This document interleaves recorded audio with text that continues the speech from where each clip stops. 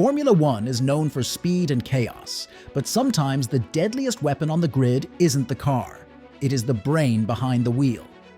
Every once in a while, a driver looks at an impossible situation and their brain just snaps into God mode.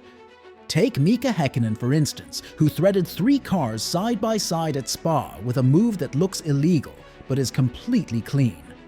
Or Jenson Button, that invented the art of turning a 6-stop disaster in Canada into one of the smartest comeback wins ever in F1 history. See how Max Verstappen read the safety car line in Japan like a lawyer, launching the restart before anyone else even realized the race had gone green.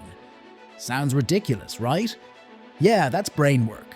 These are the 999 IQ moments when F1 drivers didn't just outdrive the grid, they outthought it.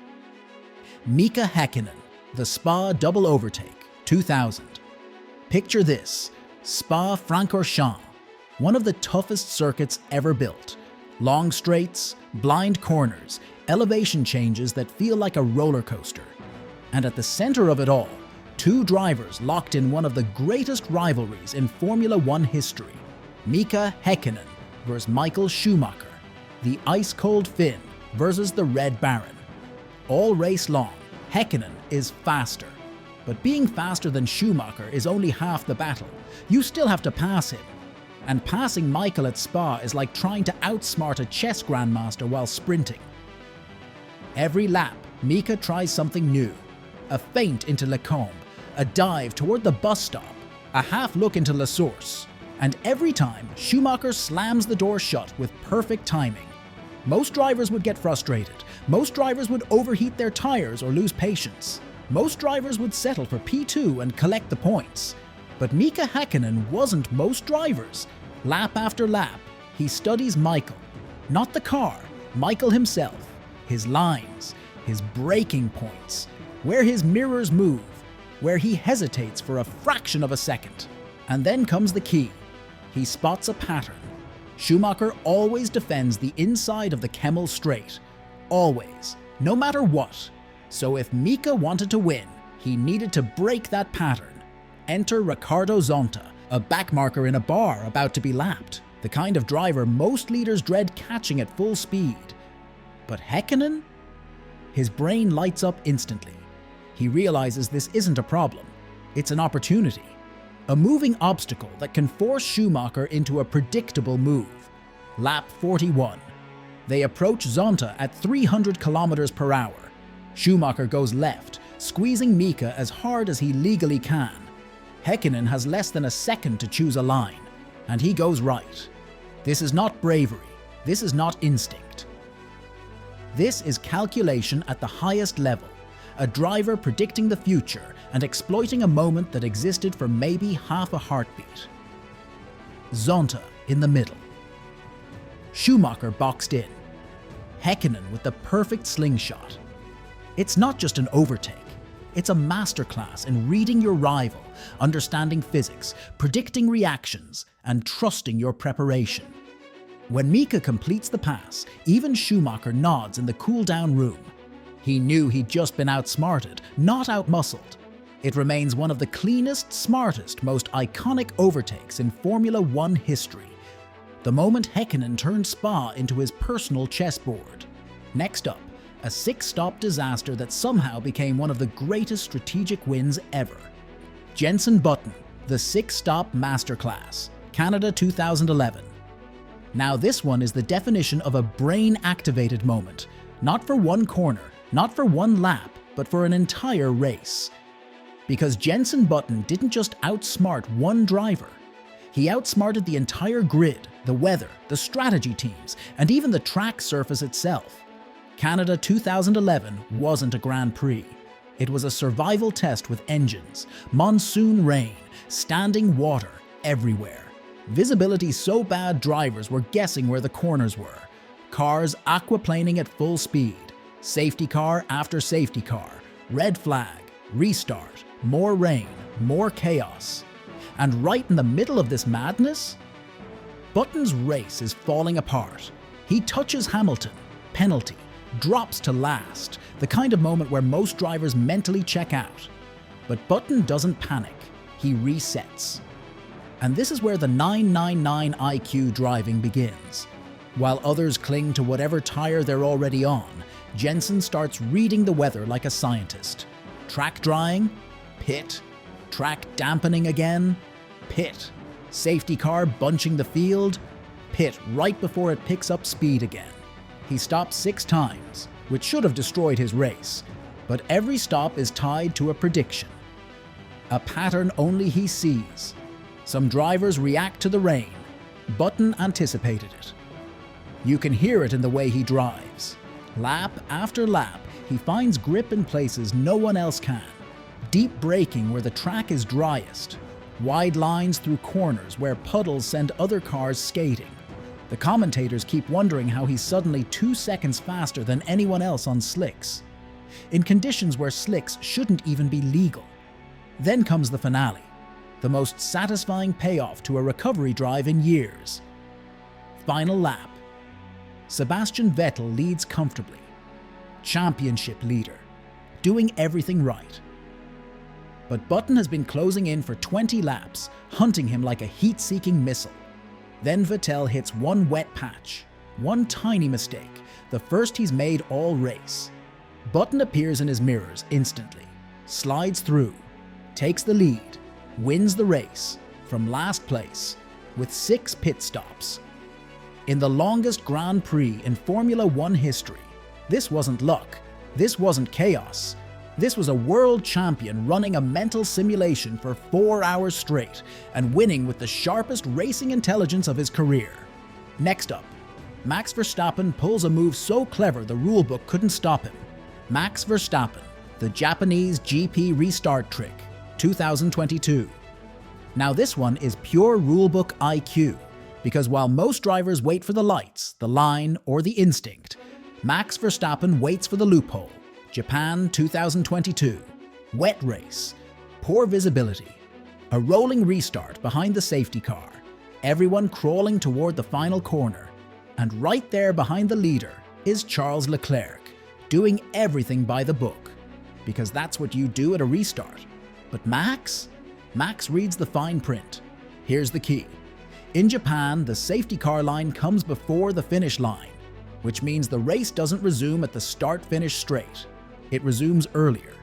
It's a tiny detail, a boring detail, the kind of thing 19 drivers never think about.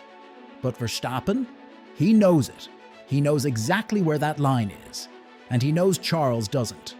So as they approach the final chicane, Max positions his car perfectly. He waits, waits, waits. And the moment the safety car peels in, Leclerc hesitates for half a heartbeat. Bang! Max launches. Not at the finish line, not at the corner exit, not where anyone expected, but precisely at the safety car line, the earliest legal moment. Leclerc loses meters instantly. The race hasn't even restarted visually, but Max is already gone. By the time Charles reacts, Verstappen has created a gap that changes the entire first lap. That's not luck. That's not instinct. That's a driver who knows the regulations down to the commas and semicolons, using details that most people overlook. It's one thing to be fast. It's another to be fast and know every trick the rulebook allows. Max Verstappen didn't just nail the restart, he outsmarted the entire grid before the race even began. Now let's talk about Daniel Ricciardo, who turned the Monaco pit exit into his own personal mind game.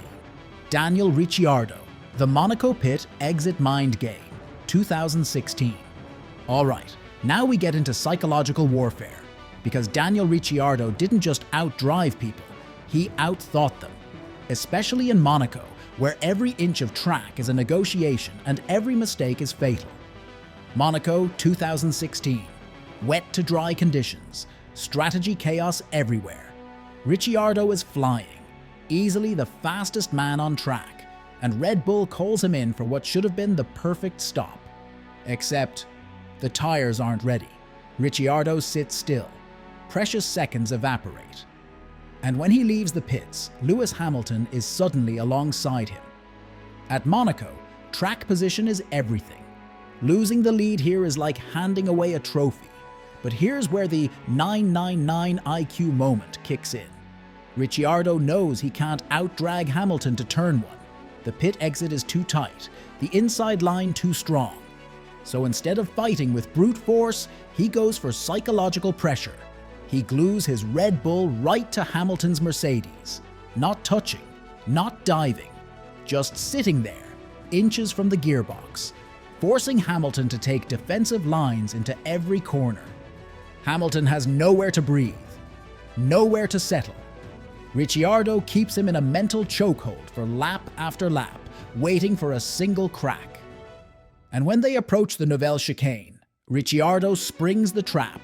He sends a move so aggressive, Lewis has no choice but to cut the corner to avoid contact. Ricciardo doesn't hit him. He doesn't force him. He just threatens the overtake so convincingly that Hamilton is left defending a ghost. It's pure psychological manipulation. Hamilton keeps the lead only because the stewards ruled it fair, but everyone watching knew what they had just seen.